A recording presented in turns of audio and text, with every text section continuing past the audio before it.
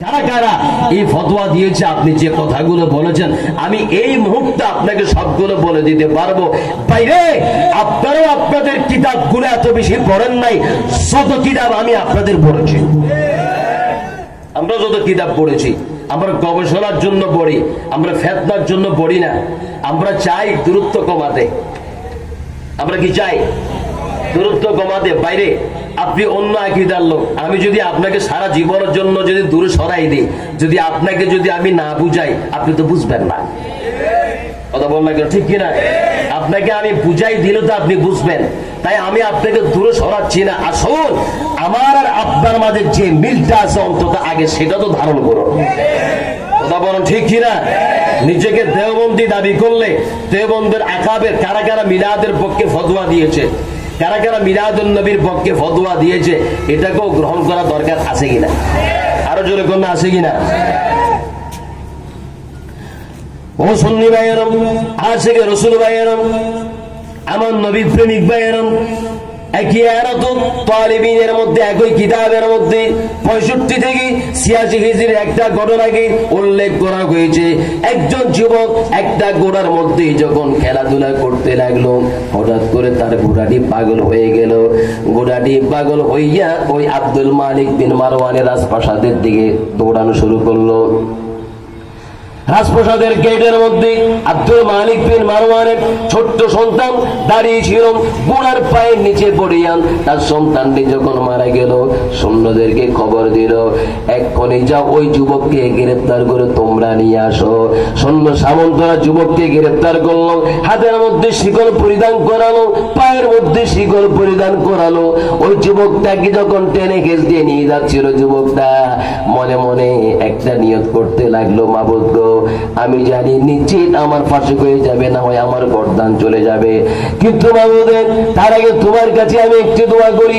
ও রব্বুল আলামিন, যদি আমি আব্দুল মালিক বিন মারওয়ানের খপ্পর থেকে নাজাত পেয়ে যাই, আমালু ওয়ালিমাতান আযীমাতান ওয়া আস্তাগফিরু ফিকা মাউলিদান নবী সাল্লাল্লাহু আলাইহি ওয়াসাল্লাম। ও আল্লাহ, আমি নিয়ত করে ফেলতেছি, নিয়ত করছি আমি মিলাদুন নবীর আয়োজন করব, মিলাদুন নবী উপলক্ষে খাবারের আয়োজন করব, ওলিমার আয়োজন করব, তাবারুকের আয়োজন করব, ওয়া আস্তাগফিরু ফিকা মাউলিদান নবী, এবং সেখানে মিলাদ পড়ার ব্যবস্থা করব। 65 থেকে 86 হিজরি ঘটনা, অর্থাৎ কারবালার কয়েক বছর পরের ঘটনা। কারবালার কয়েক বছর পরের ঘটনা, 65 থেকে 86 হিজরির ঘটনা।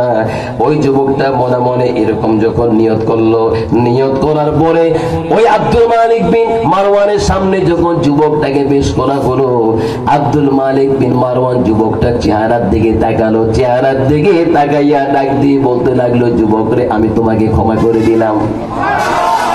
সুবহানাল্লাহ, আরেকটু জোরে বলতে হবে।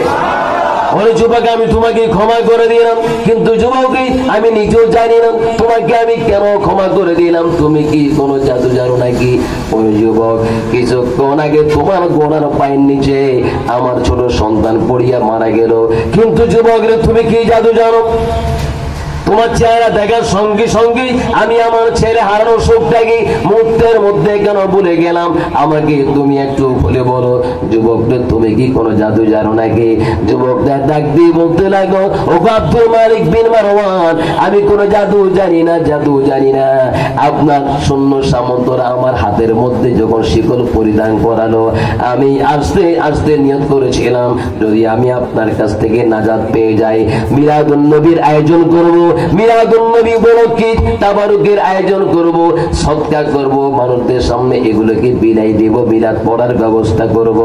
আমি শুধু এতটুকু নিয়ত করেছিলাম। আব্দুল মালিক বিন মারওয়ান বলতে লাগলো, ওরে যুবক, আর বলতে হবে না, বলতে হবে না, কেন আমি তোমাকে ক্ষমা করে দিলাম। এই নাও, তোমাকে আমি আরো 1000 দিনার দিয়ে দিলাম, এক্ষুনি যাও, তাড়াতাড়ি গিয়ে মিলাদুন নবীর আয়োজন শুরু করে দাও। জোরে বলুন সুবহানাল্লাহ, আরেকটু জোরে বলো সুবহানাল্লাহ।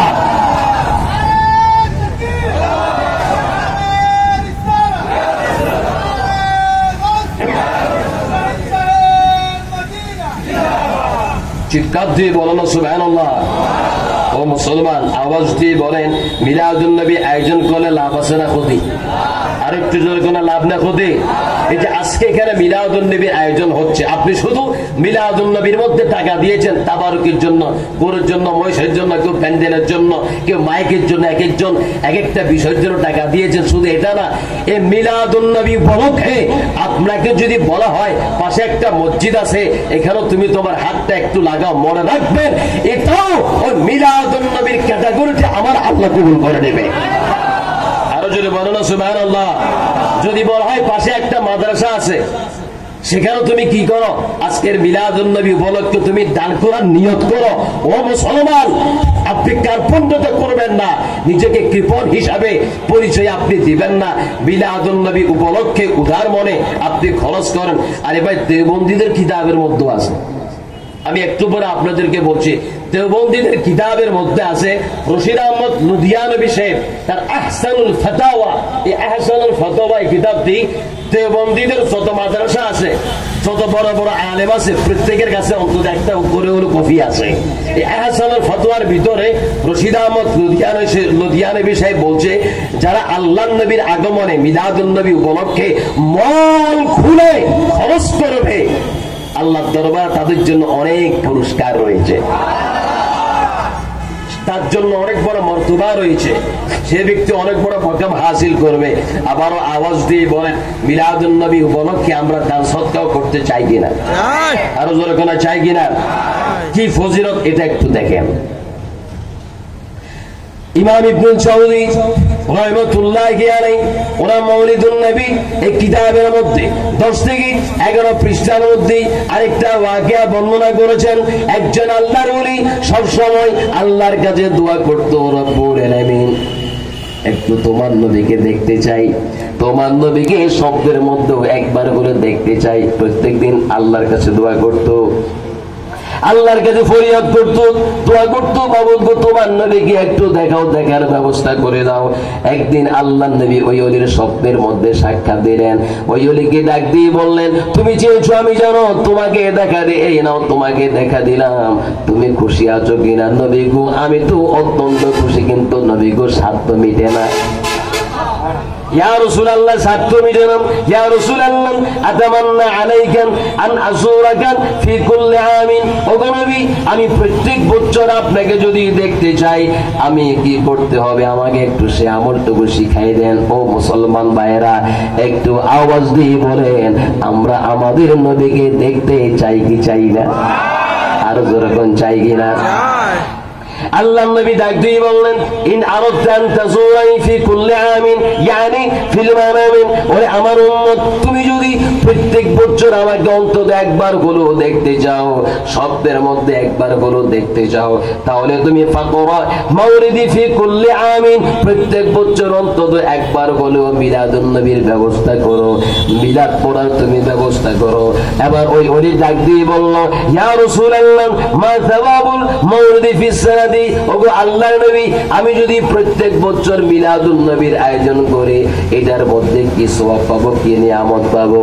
আল্লাহর নবী তার জবাবে ডাক দিয়ে বলতে লাগলেন, ওরে আমার উম্মত, ক্বালা মান ক্বারা মাউলিদি খালিসান মুখলিসান লিওয়াজহিল্লাহি তাআলা, যে ব্যক্তি খালিস নিয়তে মিলাদ শরীফ পড়বে, আল্লাহ সন্তুষ্টির জন্য মিলাদ শরীফ আদায় করবে, মিলাদুন নবীর আয়োজন করবে, কাফফারাল্লাহু আনহু যুনুবাস সানাতিল মাদিয়া, আমার আল্লাহ তার পূর্বের সমস্ত গুনাহকে ক্ষমা করে দিবে। আরেকটু জোরে বলুন সুবহানাল্লাহ।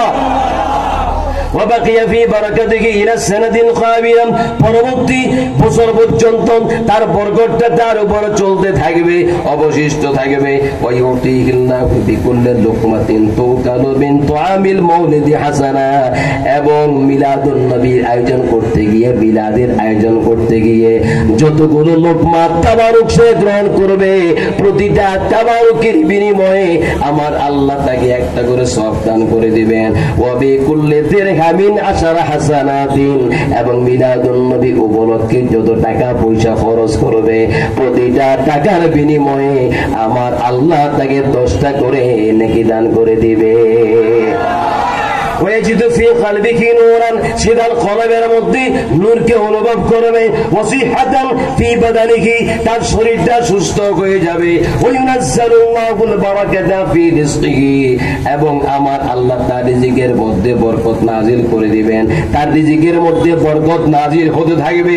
ওয়া আলাল মাকানিল্লাযী ইউকরা ফীহিল মাউলিদ, এবং সেই জায়গার মধ্যে, যে ঘরের মধ্যে, যে বাড়ির মধ্যে মিলাদ শরীফের আয়োজন করবে, মিলাদুন নবীর আয়োজন করবে, ওই জায়গার মধ্যে বরকত নাজিল হতে থাকবে। ওয়া আলা আরবাঈনা দারান হাওলাল বাইতিল্লাযী ইউকরা ফীহি মাউলিদি, ইউকরা ফীহি মাউলিদি, যেই ঘরের মধ্যে মিলাদ শরীফ পড়ার ব্যবস্থা করা হবে, তার আশেপাশে 40টা ঘরের মধ্যে আমার আল্লাহ বরকত নাজিল করতে থাকবে। আর একটু জোরে বলুন সুবহানাল্লাহ। আপনি মিলাদের আয়োজন করেছেন, আপনাদের খতিব সাহেবরে দিয়া ডাক দিয়ে বললেন, হুজুর আমার ছেলে বিদেশে যাবে, হুজুর আমার ঘরে আসে, এর একটা মিলাদ পড়াই দেন। আপনাদের এখানে করে কি করে না? আরো জোরে কোন করে কি না? আপনি আপনার খতিব সাহেবকে ডাক দিলেন, হুজুর আমার ছেলে বিদেশে সমস্যার মধ্যে আছে, আমি আমার ঘরে একটা মিলাদ পড়াবো। হুজুর আজকে জুমার দিন, আমার নবী বলেছেন জুমার দিন বেশি করে দুরূদ শরীফ পড়ার জন্য, আমি নবী সন্তুষ্টির জন্য একটা মিলাদ পড়াবো। হুজুর আমার মা অসুস্থ, আসেন আমার ঘরে আসেন, একটা মিলাদ পড়ান। আমার ঘরের মধ্যে সে মিলাদ পড়াই দেন। হুজুরকে আপনি নিয়ে গেলেন আপনার ঘরের মধ্যে মিলাদ পড়ানোর জন্য। আপনাদের হুজুর মিলাদ পড়ানো শুরু করলো, ওই ঘরের মধ্যে বরকত নাজিল হওয়া শুরু করলো। শুধু ওই ঘর না, তার আশেপাশে 40টা ঘরের মধ্যে বরকত নাজিল হওয়া শুরু হয়ে যাবে। আরো যদি বলেন সুবহানাল্লাহ। আপনারা এখানে মিলাদুন নবীর আয়োজন করেছেন, আশেপাশের দোকানগুলো, আশেপাশে যেগুলো আছে, এগুলোর মধ্যে বরকত নাজিল করতেছে কে? আর একটু জোরে কোন কে? এবার আসেন, আপনাদের খতিব সাহেব যে মিলাদটা যে পড়াবে, খতিব সাহেবের ফজিলতটা কি?